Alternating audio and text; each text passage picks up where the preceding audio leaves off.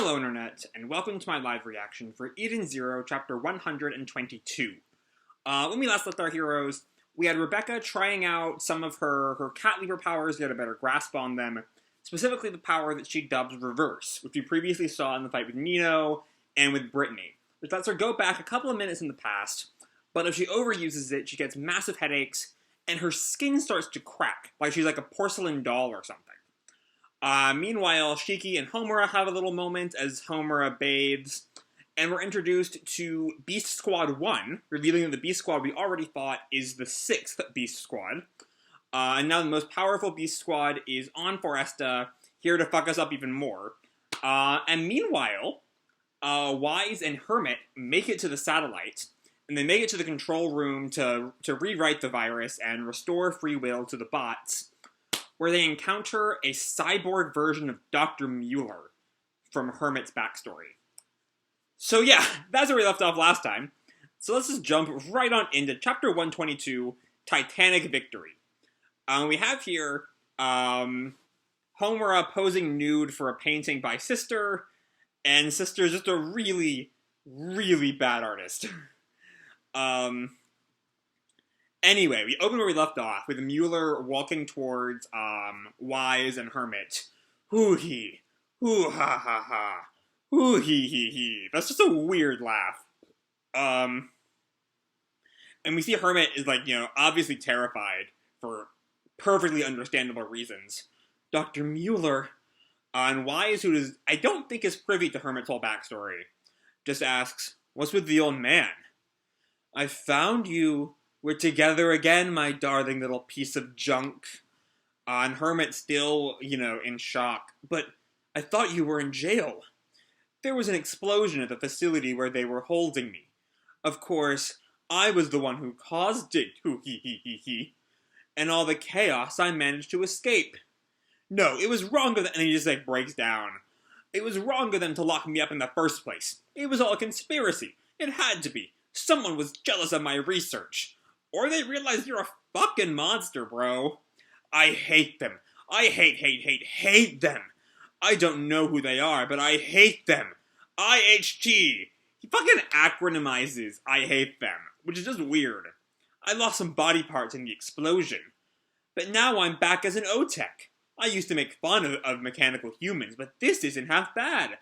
I'm brimming with power. It's magnificent. The best of the best. BOTB. I don't remember his constant use of acronyms being part of his character back then.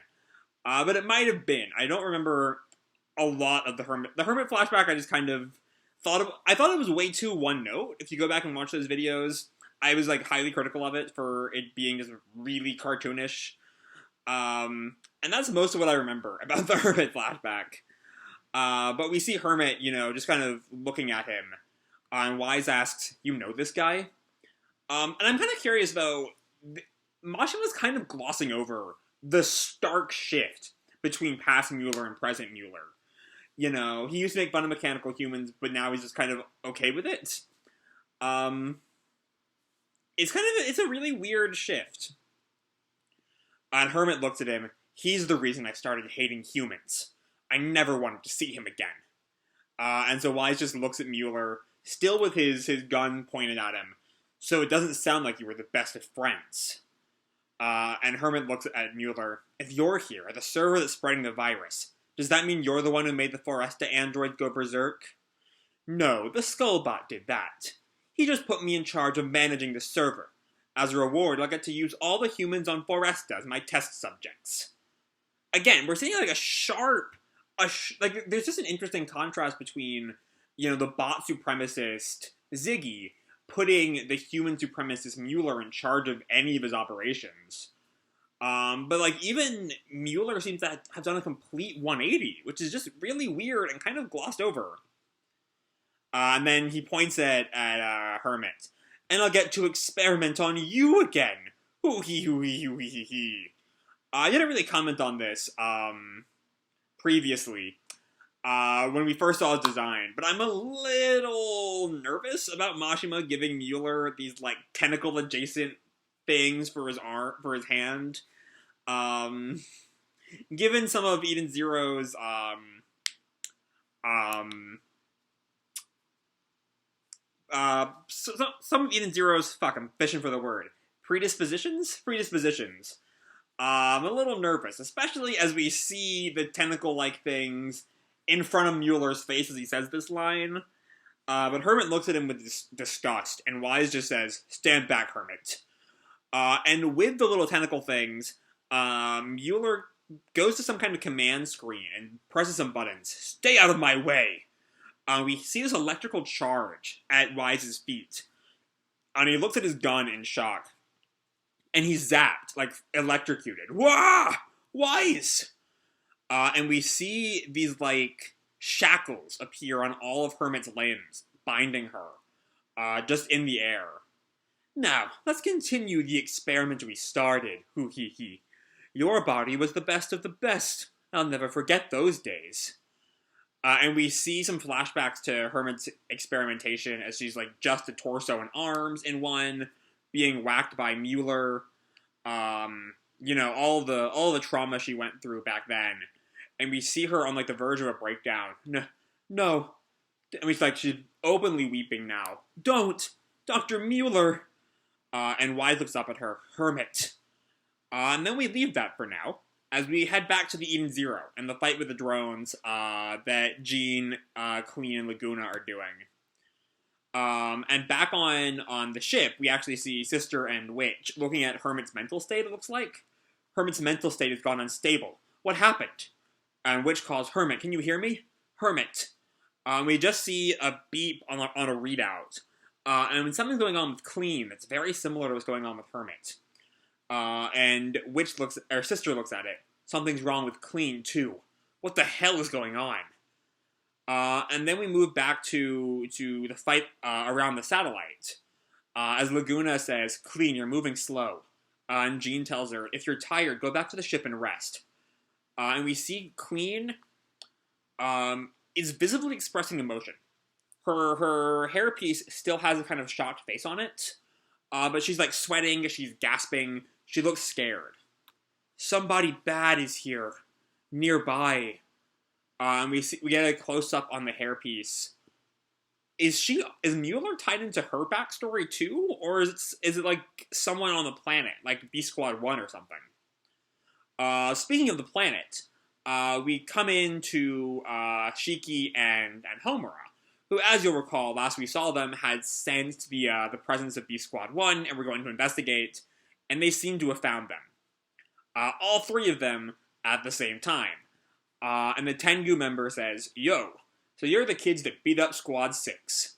And Shiki looks at them. "These guys are stronger than the last guys. Be on your guard, Shiki." And then the Tengu says to them, "To be honest, I don't care about those losers. We can't let you make fools of Poseidon Nero. We have a reputation." And the bird tells them, "No one may defy Nero in this sector." And then the masked guy says, "Oh, I think that woman is Shora's type. Should we kidnap her?" We're gonna have to go back and deal with Shora eventually, aren't we? But then the Tengu tells them, "We're B-Squad 1, the highest ranking squad in Beast." And just then, someone comes in from above. "You there, boy, girl, get down."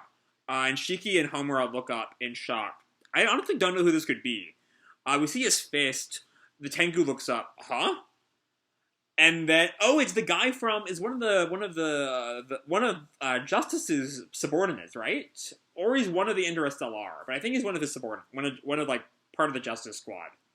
And we see his ether gear, Titan's arm. This is what victory looks like. And he just, with his gigantic fist, punches the Tengu like flat against the ground. He's not coming back up from that, I don't think. And Shiki is just stunned. "What the? Awesome!" And Homura looks up. "A giant?" And we see, with that one fist, he got all three of them, crushed them to the ground. He did that in one hit. And then he shrinks back to his normal size. I'm sure we've learned this guy's name, but I cannot remember it. But as he shrinks down, he turns to Shiki and Homura and asks, "You're not hurt, are you?" "Creed." And we see the rooster head guy, whose name is Creed.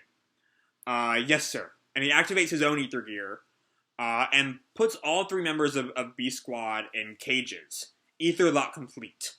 Those with no creed can never defeat us. And Shiki and Homura just gape at how easily... Oh, not only are they in cages now, they're like this big. The cages are really tiny. They've been shrunk down too. The giant guy looks at them. They're a bunch of small-time hoodlums. And Creed tells him they're from Nero's commando team, Beast. They rank under Oceans. And just then we see a foot arrive, almost certainly Justice. Yeah, it's Justice. And Justice looks around, and if he hasn't deployed Oceans, does that mean he doesn't think the situation is serious? Or, and he finally notices Shiki and Homura. Before that though, let's take a look at Oceans here. Which seems to be, they rank under Oceans? Does that mean they're subordinates to something called Oceans, or Beast is just a lower title to the Oceans squads? Given Justice's line, I'm guessing, like, Oceans is a higher, like, there's the Beast squads, and then there's the Oceans squads, maybe? Possibly? I don't know. But there are just a lot of subordinates for, under Poseidon Nero.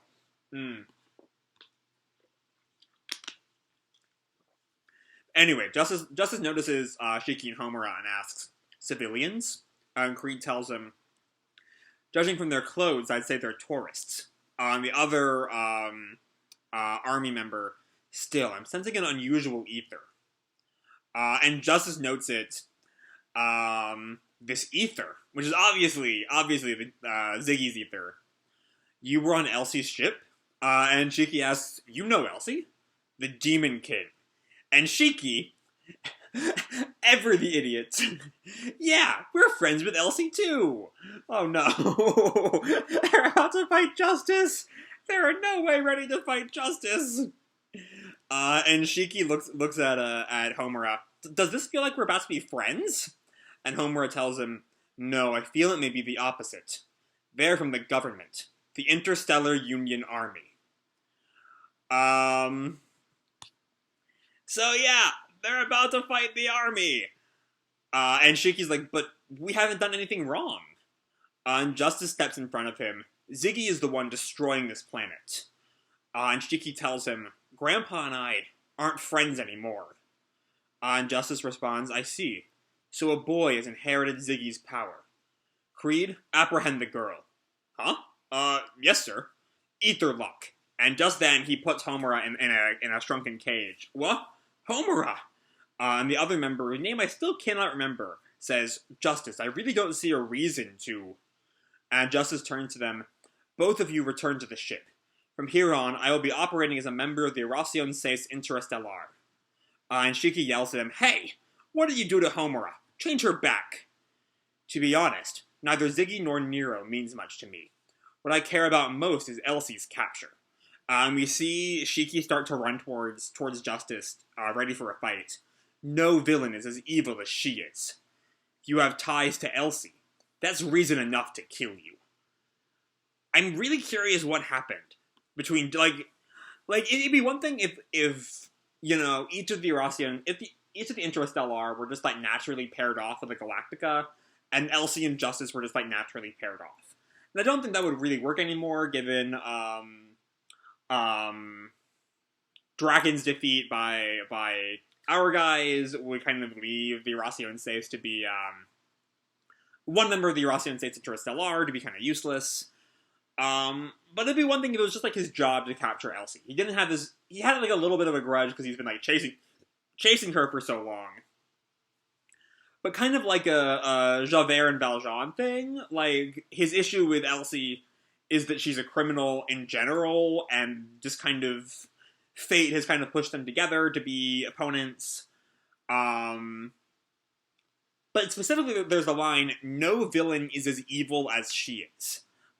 Which means that she's done something in particular to Justice, or Justice thinks that Elsie has done something in particular to him. Whether or not she actually has is a whole other question. But no, specifically if you have ties to Elsie, there's reason enough to kill you, because she's so evil. Which does not tie in with the Elsie backstory we have, that she was, like, left on her own after she left the Eden Zero, and then, kind kind of had to, like, steal to survive a little bit and kind of accidentally made her own pirate crew. That doesn't seem to be Justice's view of things. But anyway, Shiki readies his attack. Stop talking. Give Homura back. And he punches with a full-on gravity fist at Justice, and Justice just catches it, shocking Shiki. In the name of justice, I will not let you see tomorrow. I will not let you see tomorrow. And that is the end of the chapter. Okay.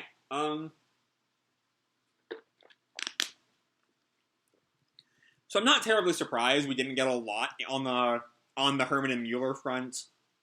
There was a part of me thinking maybe that would be the whole chapter, but I also am not shocked that, like, that's gonna go on for a good while longer, given the cliffhanger. It'd be kind of weird if it was just, like, wrapped up in one chapter.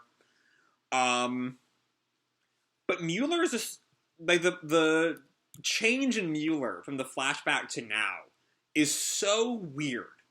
Like, sure, he's still a crazy mad scientist, sure, he still hates Hermit, but he hated Hermit because she was a bot originally, and he hated bots. And he was all human supremacy over bots. Except now, he's just kind of, seemingly it's just, he had to become a cyborg, and so now he loves bots and he hates humans. And he's still, you know, space racist, but, like, now it's just the other way around. And I feel like there needs to be a little bit more to his story to make it really, really click. It's just kind of pushed aside. It'd be one thing if he was only doing this because, you know, he doesn't particularly like that, bots are now ruling over humans, but it's worth it if he can get to Hermit. That would be one thing. But specifically, he gets to experiment on the humans. Because now he seems to be pro-bot. Also, Hermit is just a bonus here. Or maybe the humans are just a bonus and Hermit's the real reward. Either way, neither Hermit nor Weisz are in a great spot at the end of that chapter, at the end of their little scene, so I'm curious what's going to happen to save them. I'm hoping it's not just Weisz fights Müller for Hermit. I'm hoping Hermit takes a very active role in Müller's defeat. Just because that's always more interesting than she just gets saved. But yeah, we'll have to see how that goes going forward. We then get a quick little moment of Kleene. With her somebody bad is here. Which I'm guessing is tied to her backstory, that we don't know a whole lot about yet. Whether that is Müller, whether that is Justice, whether that is someone in B Squad 1 maybe. Probably not, given how quick B Squad 1 was dealt with, but I feel like it's either going to be Müller or Justice, which would make Justice a very interesting character if he's, you know, doing these, like, human experimentations? I don't know. I have no idea. Like, Müller seems to be the most logical bet for who would experiment on Kleene. But, like, when in Müller's timeline would that work? How long ago was Kleene, you know, messed with? And what was Müller doing at that time? Müller was probably still, you know, pro-human and anti-bot at the time. So yeah, lots of questions going on with the Kleene scene, but there isn't really a whole lot to work out there. The big crux of the chapter is, of course, the quick defeat of Squad 1 at the hands of the IUA member, whose name, again, still cannot remember. And then the arrival of Justice onto Foresta, and his decision to capture Homura and kill Shiki. Victory. Victory is the big guy's name. Which makes sense given this is what victory looks like. Thank you, Eden Zero Wiki, for that. But then, yeah, now we have Shiki versus Justice, which either Shiki is going to lose definitively, or it'll be interrupted somehow. Elsie will arrive or something. Given Elsie is also somewhere on Foresta, and we've seen very little of her. She, like, fought a few bots, and then that's kind of it. So it's about time for Elsie to show up. on top of everything. But yeah, I was kind of under the impression that Foresta was wrapping up. But now with Justice here, there's so many more complications that have all of a sudden been injected into the story, and I can't wait to see where this all goes. So I'm going to leave this video off here. Hope you all enjoyed the chapter and the video itself. If you did, feel free to drop me a like, or subscribe, or, do whatever makes you happy, And remember, your life is your own, okay? Bye!